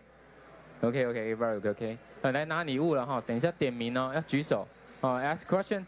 So I think if everybody in Web3 or not, but I want to ask the question. The question is, what's the reason or what's the motivation that you engage this industry, Web3 industry, or that you interested in this industry? I'll count to 3. 1, 2, 3. Oh yeah, okay. Yeah, Karen. Yeah, she really want to get a cool wallet. Hi. In the beginning, it's because I want to know more new friends, and after that, I feel like blockchain is the future. And Taiwan is not only have semiconductor, but also we have Web3. So that is all the reason why I'm joining the Web3 industry. Yeah, thank you. Yeah, and please come to Taipei Blockchain Week is to start on December 11 to 16. You can visit many Web3 people during the week. Okay, thank you, Karen. And the next question is, if you ever participate in Web3, something like you buy the crypto, you mint the NFT, yeah, something like that. So please share the impressive experience in Web3. I will count to 3. Yeah, you can answer. Share your experience. 1, 2, 3. Come on. Are you guys crypto holder or NFT holders? No? Oh, okay, Cindy. Was the question, what conferences have I been to? Impressive experience in Web3 for projects, for community. Oh, well, a little self-show, I guess. Taipei Blockchain Week and Bu Zhi DAO, of course. Last year, it was definitely a very different conference style compared to many of the other crypto conferences that we see. It's a more focus on meeting genuine people that want to collaborate. So yeah, I think. Good. Yeah. Thanks for sharing. Thank you. Yeah. Again, please come to Taipei Blockchain Week. Yeah, thanks many people here. Yeah, another question is, there are many great speakers, great community lead here. And I want to know which of those speakers community or company would you like to join? Yeah, which one? Like BAYC, Ape 101, ENS, Shibuya, and there's YogaPetz, yeah, YogaPetz, the NFT community. So which one you want to join? Yeah, count to 3. 1, 2, 3. Oh, yeah, Lawrence. Ethereum Name Service. Why? Because I think this name service is a very important infrastructure service in all the blockchain industry. Yeah. Yeah. So what's your ENS name? Still need to build a new. Oh, still build a new name. Okay. Oh, I can donate you if you tell me your my ENS name is esenhu.eth. You can send me the crypto. Yeah, via the ENS name. Thank you. Yeah. Thank you. Yeah. The last question. I think we talk about community a lot. So if you are a community founder or a DAO founder, so what kind of DAO would you like to create? What kind of DAO, or culture, or the vision you want to create? Okay, count to 3. Yes, count to 3. 1, 2, 3. No one want to found a DAO because it's too difficult, right? No one to found a community. Okay, no. We want to share. Oh yeah. Thank you. Hi, I'm Karen. Hi. Very happy to really participate in this event. So my idea is really to create a diversity for the community, because I've been working in different countries, and since I'm the Taiwanese, so I see the differences between the synergy. People with different culture, different backgrounds, they can bring in different ideas and way to work. So since we are really in the new uptrending future for Web3 related I think it's pretty important to bring the diversity to the community, just to add on from the speakers. Okay, thank you. So you'll build a diverse community or DAO for BAYC. I'm looking forward to join your DAO. Yeah, thank you. Welcome to join to Taipei Blockchain Week on December 11 to 16. And thank you. I'm Ethan. Thank you. Thank you. Thank you, Ethan. Thank you for the amazing giveaway. I hope that you got the wallets and then welcome to Web3. All right, let's have our last session. It's a panel discussion about more about the community building. So I will hand the mic to Coach Yu, supervisor from Meet Global, to moderate this panel. Let's welcome. And we also invite the 3 community builders to come on the stage to join Coach Yu. Oh, come on. And because our event's called the community meetup, so the reason we designed this kind of event, and we already host series of these events, allow our audience to meet the different communities and talk with the leader of the community. So instead of me running all the time, asking all the questions, I want to open to the audience to ask the question first, or if you have any feedbacks for 3 speakers who just gave a wonderful speech. And I don't know if you have any questions. I don't want to use all of our time. Anyone? I noticed that there's an audience making a lot of note-taking. I wonder if you want to talk with the speakers here? The note-taking girl? You have any questions? No? Or, so let's note questions from the audience. Yeah, it's you.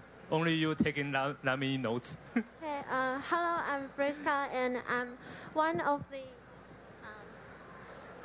of the Taiwan Young Space Professional, and I just joined a Space DAO community recently. But actually, I don't know what is DAO at all, and yeah, because I study sociology, so I'm not. I'm familiar with technology, so maybe can you tell me how to use the DAO in the space or other science region? Yeah. Because our event is not designed especially for Web3 people, we also attract Web2 people to come. So I guess now everyone knows what is DAO. So which of you can explain DAO the best? Okay. Oh, okay. Can you hear me? Is this okay? You can think of a DAO as, think of it similar to a company.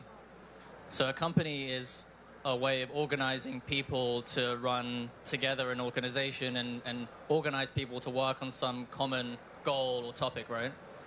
With the DAO, it's very similar to a company, except that it's not run top-down where someone will tell you exactly who can come into the company, who's being hired.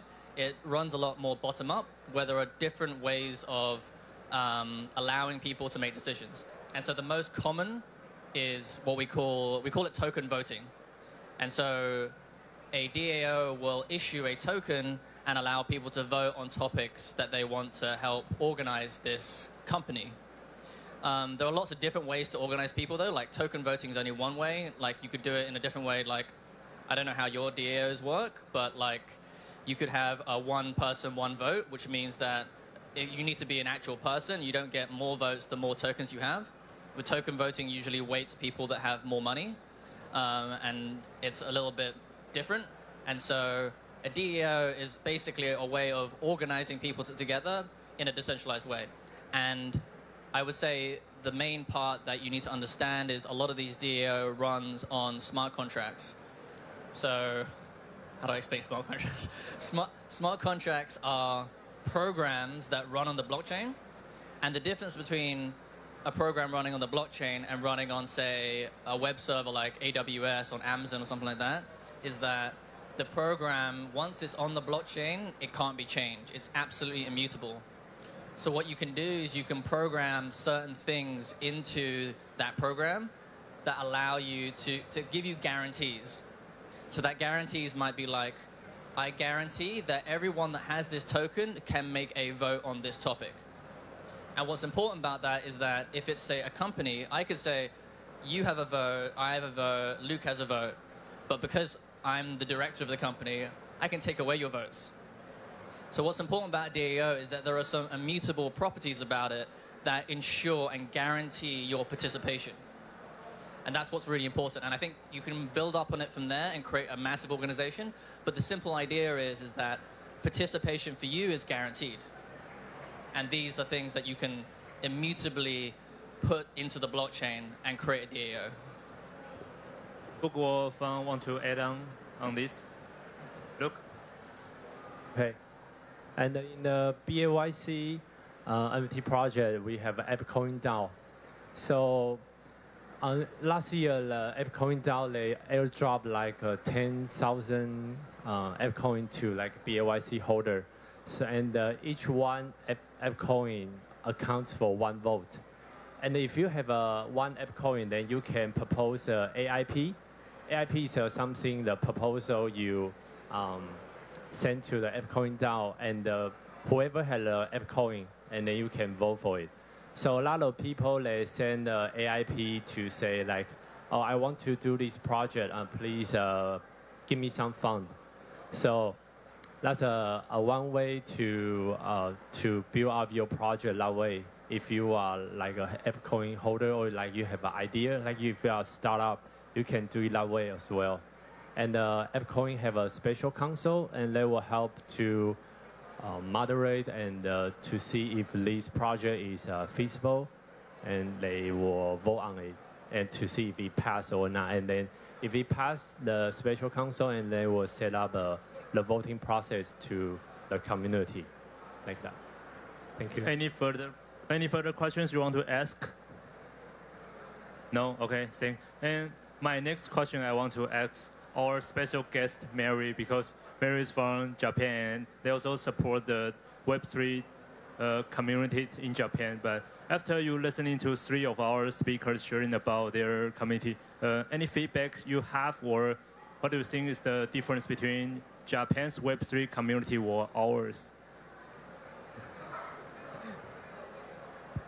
Yeah, thank you. I think in terms of Web3, we're still a lot to do in Japan. I think here is more advanced. There's more, like, a lot of things happening. But I guess the question that I have is, I guess what would you like to see more from Taiwan? Well, not necessarily from your community or even in this space. What would you like to see more so that you can empower this whole like Web3 communities? Because there's a lot of challenges last few months. Globally, there's a lot of discussions, and I think. But then again, we see a lot of potentials. So in your community or in your perspectives, what would you like to maybe see more of? A bit of both. Who on first? Okay. Okay, for you mean Japanese community? Oh, No? maybe even from Taiwan. Taiwan. Yeah, even from your own community or Taiwan, or even to empower like Web3 communities. Like what's lacking? What should we do more? Okay, so for the community right now, what we are running, actually, for YogaPetz is quite lucky because we choose a topic wellness, and people really understand what to do. So sometimes I can see I met a lot of like communities and different projects. They will find with an initial idea, let's say.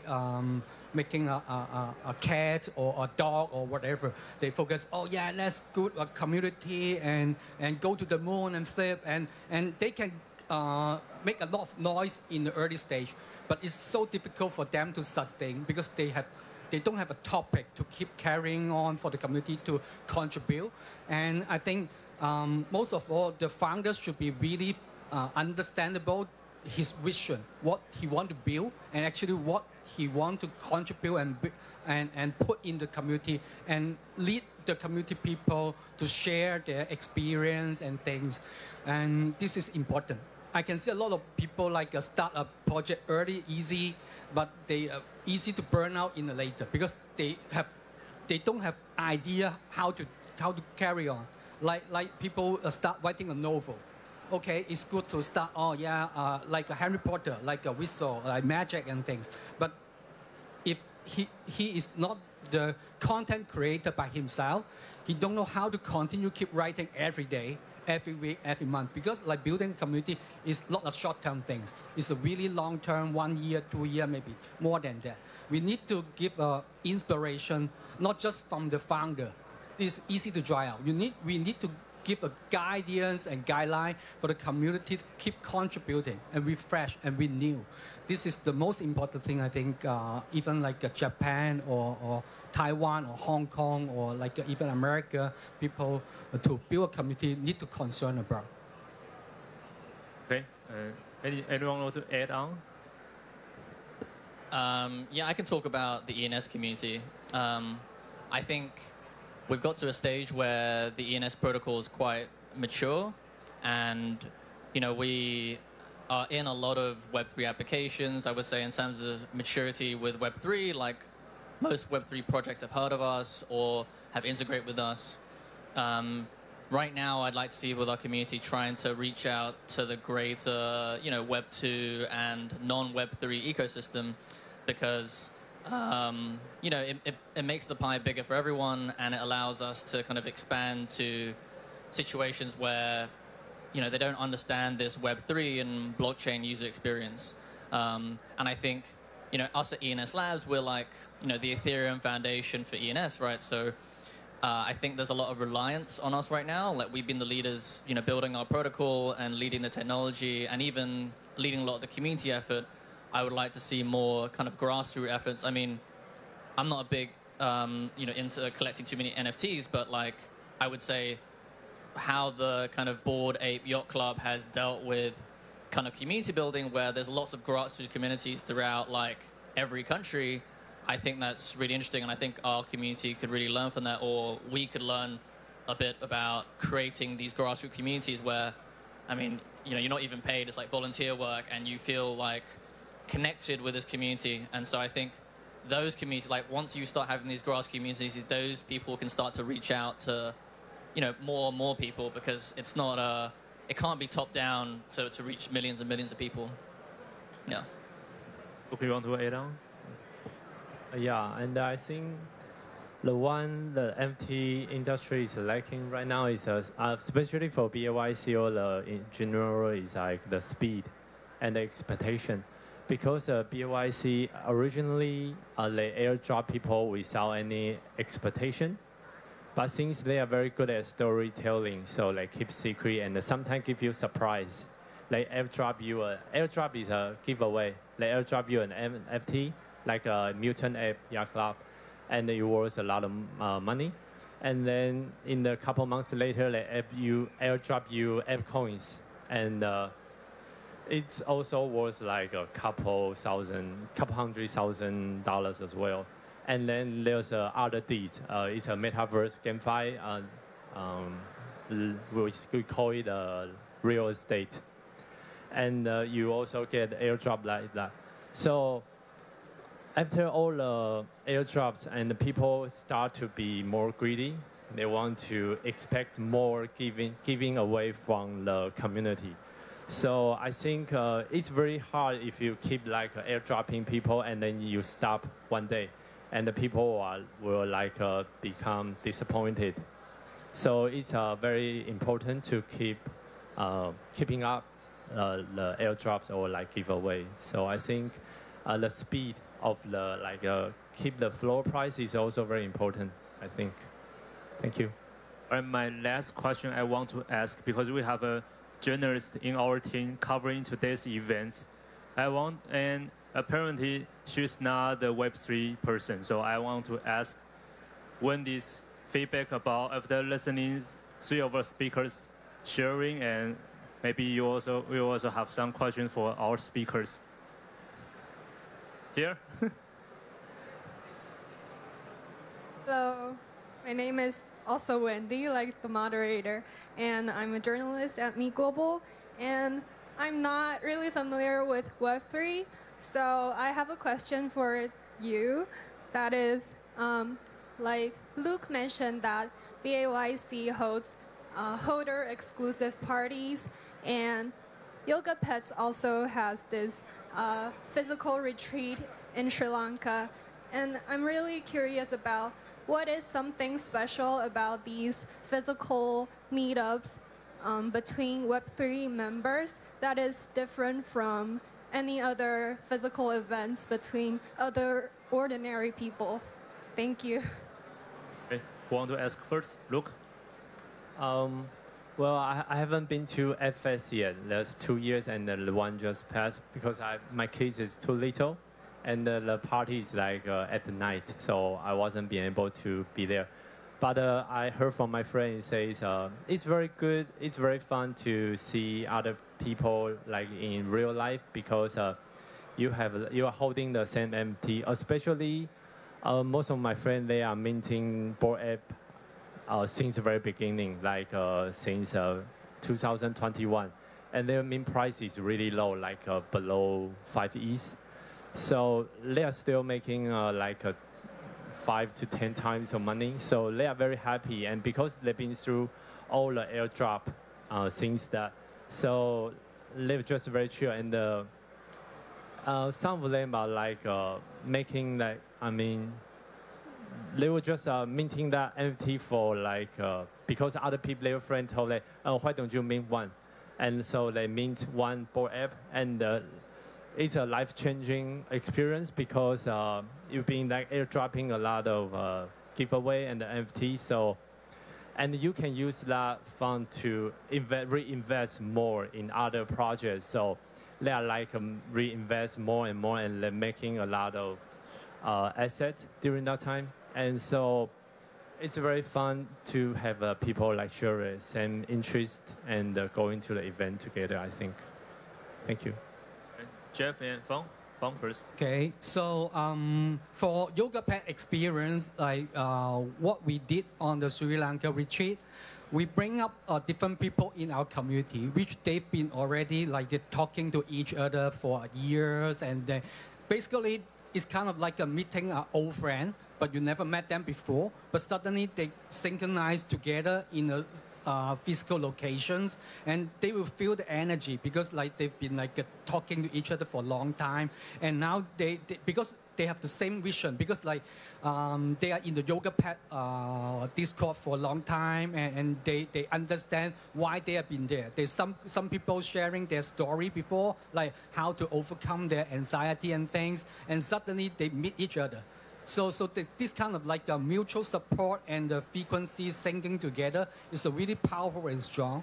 And finally, they can meet a guru, which they've been like listening to the talk for over a year. And those the guru was like giving them one-on-one session, like personally telling them, oh, what's your problem, how you improve your life. And also we by that time we also kind of like give something like a refresh to those people in the Web3 life, because in the Web3 people is like crazy busy about FOMO, should I go to this project, should I buy, or I lost money and things. It's crazy busy, and people's like getting not sleep enough always. So this 2 weeks we bring people together out of the Web3 world, give them a lot of like a recharge and support on like the mental and health. So after that, they become really good friends and set up a Telegram group by them together, like really close friends, because this kind of a luxury lifetime for them. Some of them are actually project founders, VC and things. They grew up together through that retreat, and now they are create a new project together. So this kind of like experience, I think, is like so difficult that we can find on Web2. So this is kind of like a special relationship that we can bring Web3 people together and met in the real life and bring up another energy level. Jeff, anything you want to share? Yeah, I think to understand this, you need to understand like why Web3 exists. Web3 exists because it's all about taking autonomy back and being able to own your own data and this idea of kind of ownership. So there's like provable ownership on the blockchain where you can see like I have a Bored Ape or I have an ENS name, and you can see this transparently on the blockchain.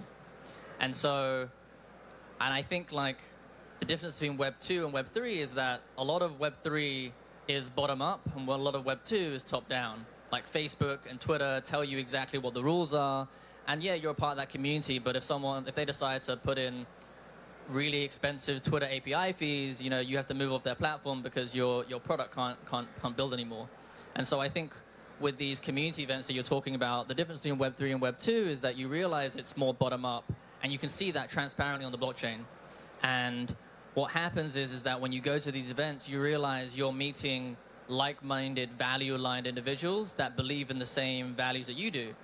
And I'm not saying that doesn't exist maybe with like, I don't know, Twitter or Facebook events or, you know, other Web 2 startup events, but it's like, it's not as transparent. You can't tell exactly what's going on, what their assets are, like how the protocols are running. But I think with the bottom-up approach with Web 3, you can very easily align with these people, and you know everyone's building this platform together, and us as early adopters are helping us to build that network to make Web 3 accessible to everyone. All right, so because today is our last day of 10th anniversary of Meet Taipei, I want to save more time to let audience interact with our speakers and take a look at more booths. So yeah, maybe we can finish. Oh, there's the questions from the audience. So multiple times you guys have said about DAOs that it's a bottom-up versus top-down structure. I was wondering if you guys could give any examples of an idea or something that came from the community that had a big impact for your organization. Kind of guys get what the question is? Yeah. Jeff? Yeah, something that's coming on recently now with the ENS DAO is that, like I said in my talk, we have over $80 million in revenue right now that is inside the DAO. A vast majority is in an endowment, which was also a community effort. The endowment is basically, well, it's very similar to like a university endowment where a pool of funds or donations, for us it's revenue, gets put into a fund, and we're hoping in the future this fund can generate enough revenue that in the future ENS can live into perpetuity, and so the interest from that endowment can pay all the salaries for all the people supporting ENS. And so right now there's about $60 million in that, and it's generating a certain amount every single year. We're hoping it grows to the amount that it supports the community forever. Obviously ENS Labs probably won't be around forever. At some point, you know, maybe we give back to the community and the community starts to run itself, especially if it runs, you know, more than 150 years. So this is all like a community effort to make sure the DAO runs, hopefully, for a very, very long time. And this was something that with the community pushed forward, and it wasn't just ENS Labs. Anyone want to add on? Okay, so yeah, if you compare like a Web 2 business, like top-down, and like a Web 3 is like a community-driven, we can take it as an example. Like traditionally, let's say you run a restaurant, you create a new dish, new meal, and then nobody will understand what taste is unless you're the chef. And then you put all your effort to like think of the creative way to build a new dishes, new taste, and then we don't know what's happened. We promote it, and hopefully the market will accept and celebrate. Oh, this is good. It will sell out. This is the traditional way from top down. But in the Web3, actually everybody in the community in the kitchen already. So when you start like creating new dishes, your community get involved. You will ask your community, oh, is this taste too salty, or should we put more sugar and things? So before the product launch, there's a lot of like discussions and decision making throughout the community already. So this is the different way how to build a product and a service compared from Web 2 to a Web 3. This is the power of the community. And why people saying that the community is really important in Web3. This is the reason. Like we can like have a lot of like ideas or inspiration from the community before the product launch. Before the product launch, this is makes the thing so different from Web 2 to Web 3. This is the life-changing. I think like the building the business is totally different mindset for the founder as well. Luke, want to? Yeah, for the ApeCoin DAO. ApeCoin DAO, we have a special council election recently, and each term is like 1 year. And if you hold like one ApeCoin, you can self-elect yourself. I mean, to nominate yourself. And if people think your policy or the way you going to run it well, they can put their vote on you. So it's very fun, and they are paying like $20,000 per month, and people they can put the AIP because they are paying too much. So a lot of community people, the people from the community, they think they are overpaid. So they are putting up another new AIP to say cut down their pay, monthly pay. So, and I think that AIP has been maybe passed or not. I think it's recently will be up.